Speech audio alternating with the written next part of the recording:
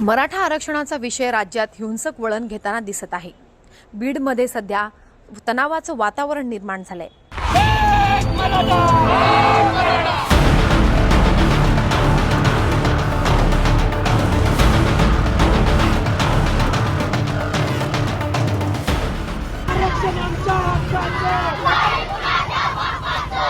दुसरीकडे मराठा आरक्षणाच्या मागणीसाठी उपोषणाला बसलेल्या मनोज जरांगे पाटील यांच्या उपोषणाचा आजचा 7वा दिवस आहे। उपोषणाच्या 7व्या दिवशी त्यांची तब्येत खूप खालावली असून आता मनसे अध्यक्ष राज ठाकरे यांनी जरांगे पाटील यांना उपोषण मागे घेण्याचं आवाहन केले। पत्र लिहून ठाकरेंनी आवाहन केले आहे। त्याचसोबत सत्ताधाऱ्यांसह विरोधकांचे कान देखील राज ठाकरेंनी टोचलेत।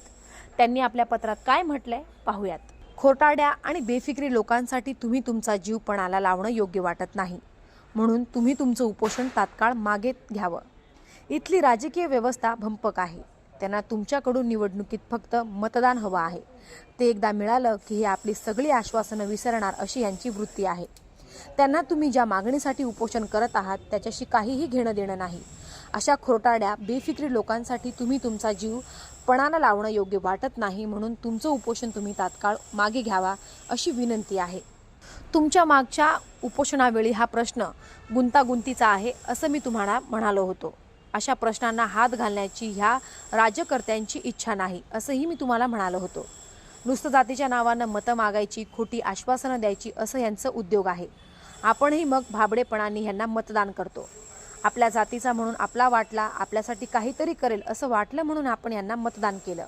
एकदा नाही तर अनेकदा त्याचा यांनी गैरफायदा घेतला। ही माणसं फार निष्ठुर आहेत। कोण गेलं, कुणाला इजा झाली ह्या गोष्टींचा यांना काहीही फरक पडत नाही। त्यांच्यासाठी तुम्ही नका जीव पणाला लावू। ह्यासाठी आता गावागावातील तरुण आत्महत्या करत आहेत। हे तर फारच क्लेशदायक आहे। जातीपातीतलं द्वेषाचं राजकारण आपल्या भविष्यातल्या येणाऱ्या पिढ्यांना देशोधडीला लावणार नाही याची आपण सर्वांनीच काळजी घेतली पाहिजे। तसंच हे असलं किळसवाणं राजकारण जे आपले राजकीय नेते करत आहेत ते संपवणंही आपलं आद्य कर्तव्य आहे। म्हणून म्हणतो आपल्याला अजून बरंच काम करायचं आहे। जीव पणाला लावण्याची ही वेळ नाही असं आवाहन करत राज ठाकरे यांनी जरांगे पाटील यांना पत्र लिहिलेलं आहे। आज जरांगे पाटील यांच्या उपोषणाचा 7वा दिवस असून आरक्षणासाठी तरुण मुले सध्या रस्त्यावर उतरलेली आहे। दिवसेंदिवस परिस्थिती चिघळत चाललेली असताना आता ही परिस्थिती नक्की शिंदे सरकार कशा पद्धतीने हाताळणार हे पाहावं लागेल। राज ठाकरे यांच्या पत्रानंतर मनोज जरांगे पाटील यांची भूमिका नक्की काय असणार हे पाहावं लागेल। सीमा आढे, लोकमत डिजिटल, मुंबई।